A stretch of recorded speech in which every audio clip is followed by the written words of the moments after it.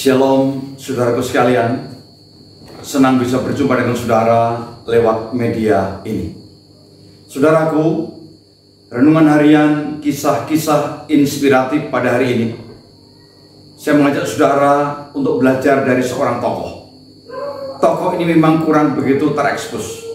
Tokoh ini kelihatannya kurang begitu terkenal dibanding dengan tokoh-tokoh besar yang lain yang diceritakan di dalam Alkitab. Namun saudaraku, kalau kita lihat dengan seksama, kita perhatikan benar-benar, di balik tokoh yang kelihatannya tidak terkenal ini, ada sebuah inspirasi yang berharga, baik bagi saya maupun bagi saudara. Nah saudara, siapakah dia saudara? Siapakah dia? Dia adalah Yohanes atau Markus. Sehingga tatkala menyebut namanya, bisa kita panggil dengan nama Yohanes Markus. Yohanes Markus adalah seorang yang percaya kepada Tuhan di abad mula-mula. Yohanes Markus adalah anak dari seorang wanita yang bernama Maria, seorang wanita yang cinta Tuhan dan cinta pekerjaan Tuhan.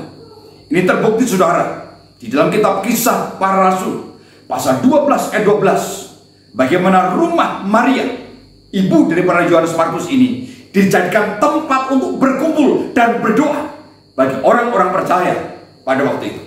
Nah saudara-saudara, Yohanes Markus juga adalah seorang yang dipakai Tuhan untuk menuliskan salah satu dari 4 kitab Injil, yaitu Injil Markus. Dengan demikian saudara, tidak berlebihan kalau saya mengajak saudara untuk belajar terhadap seorang tokoh ini. Nah saudara-saudara, sebenarnya ada kisah apa? Ada inspirasi apa di balik tokoh Yohanes Markus ini? Saudaraku, Yohanes Markus adalah seorang yang mengikut Tuhan sejak kecil.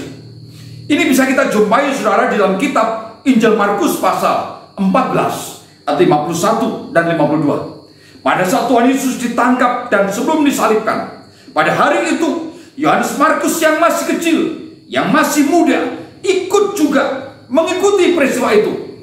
Bahkan pada saat ada seseorang, ada orang-orang yang ingin menangkap dia, maka dia melepaskan baju atau kain yang menutupi tubuhnya, sehingga dia ini lari dengan telanjang. Nah saudara-saudara, banyak penafsir mengatakan bahwa dia ini, orang muda ini adalah Yohanes Markus, yang juga penulis kitab Injil Markus. Saudara, yang kedua, Yohanes Markus adalah seorang yang dididik sejak kecil di dalam ajaran Tuhan. Tentu tidak mengherankan saudara, karena dia punya seorang mama yang cinta Tuhan, mama yang mengasihi pekerjaan Tuhan. Maka Yohanes Markus pun juga dididik di dalam ajaran Tuhan yang benar. Nah ketika saudara, kita melihat bahwasanya Yohanes Markus adalah seorang yang melayani Tuhan sejak masih muda. Di dalam kitab Kisah Para Rasul pasal 12 ayat yang ke-25 dikatakan saudara, bahwasanya Yohanes Markus ini menyertai perjalanan pelayanan Paulus dan Barnabas. Memang Alkitab tidak menjelaskan secara lengkap apa yang dikerjakan oleh Yohanes Markus, tetapi yang jelas Yohanes Markus mengiringi pelayanan seniornya, yaitu Paulus dan Barnabas. Nah saudara-saudaraku, namun ada sebuah kisah yang lain. Kisah itu adalah karena sesuatu dan lain hal, maka Yohanes Markus tidak mengiringi, tidak mengikuti pelayanan Paulus dan Barnabas. Sebaliknya, Yohanes Markus meninggalkan mereka dan tidak bersama-sama dengan mereka. Dan peristiwa ini begitu sangat mengecewakan bagi Paulus secara khusus. Nah saudara, hal ini terlihat pada saat Paulus punya rencana ingin mengajak Barnabas kembali mengunjungi kota-kota yang pernah dikunjungi untuk melihat keadaan mereka, dan bagaimana Barnabas ingin membawa serta Yohanes Markus. Tetapi Paulus dengan tegas dan keras katakan, tidak baik membawa seseorang yang telah meninggalkan mereka dan tidak mau bersama-sama dengan mereka. Nah saudaraku, tahu apa akibat dari peristiwa ini? Terjadi perselisihan yang amat tajam antara Paulus dan Barnabas. Dan sebagai akibatnya mereka berpisah. Mereka beda rute perjalanan. Mereka juga beda rekan kerja yang mereka bawa. Barnabas tetap membawa Yohanes Markus, sementara Paulus membawa Silas. Nah, saudara-saudara, namun di tahun-tahun kemudian kita melihat bahwasanya Yohanes Markus ini kembali bersama-sama melayani dengan Paulus, sehingga Paulus pun tidak malu menyebut dia sebagai rekan kerjanya atau kawan kerjanya. Bahkan saudara, di akhir kisah kehidupan Paulus, tatkala Paulus di penjara di Roma, saudara, Paulus berpesan pada Timotius agar membawa Yohanes Markus datang kepadanya, karena bagi Paulus pelayanan Yohanes Markus sangat penting baginya.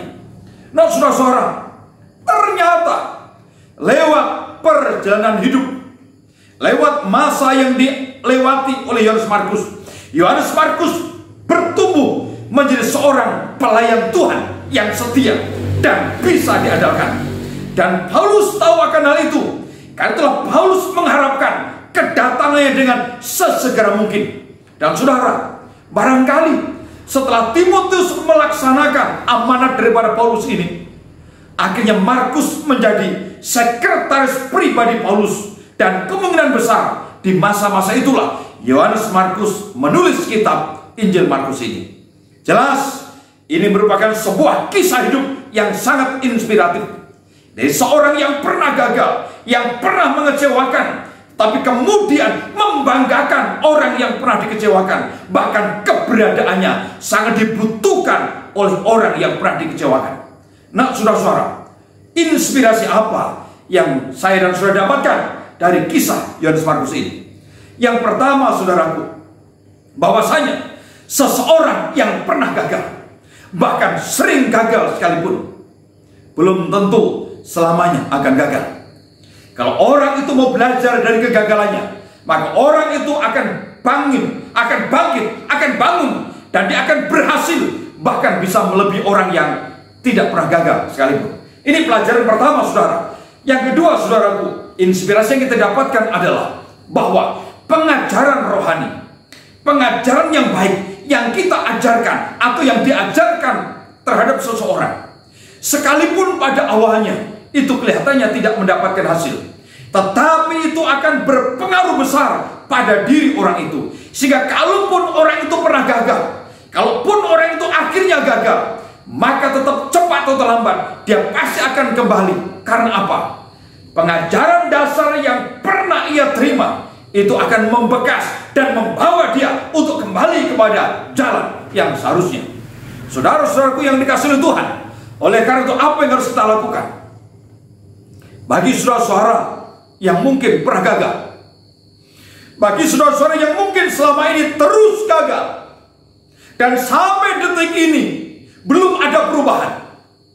Mungkin saudara gagal di dalam pekerjaan, mungkin saudara gagal di dalam studi, mungkin saudara gagal dalam berpacaran, mungkin saudara gagal dalam berumah tangga, mungkin saudara gagal dalam iman, mungkin saudara gagal dalam pelayanan, atau mungkin saudara gagal dalam faktor yang lain. Nah, saudara-saudaraku, jangan putus asa, jangan menyerah. Sekalipun kondisimu hari ini seakan-akan tidak berpengharapan, tetapi tidaklah demikian di dalam Tuhan.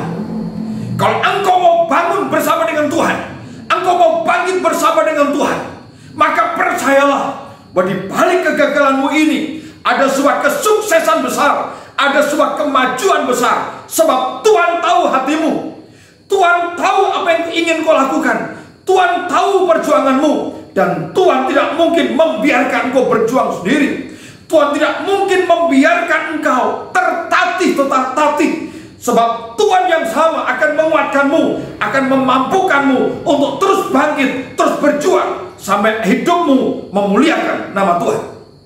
Nah, saudara-saudara, bagi kita para orang tua, bagi kita para hamba Tuhan, bagi kita para pendidik, mungkin apa yang kita ajarkan kepada anak-anak didik kita, kepada anggota jemaat yang Tuhan percayakan untuk kita bina, mungkin saat ini seakan-akan belum ada dampak yang signifikan, bahkan mungkin seakan-akan tidak ada gunanya.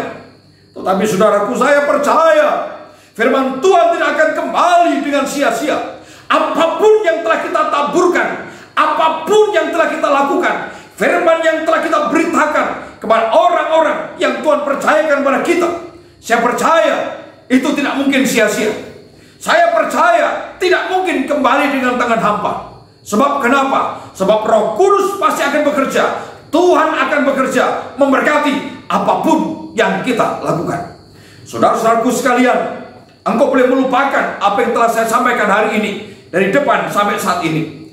Tetapi sebelum saya mengakhiri renungan harian pada hari ini, saudaraku, pastikan bahwa engkau mengimani firman Tuhan, bahwa rencana Tuhan dalam hidupmu bukan rencana yang membawa kecelakaan, bukan rencana yang membawa kegagalan.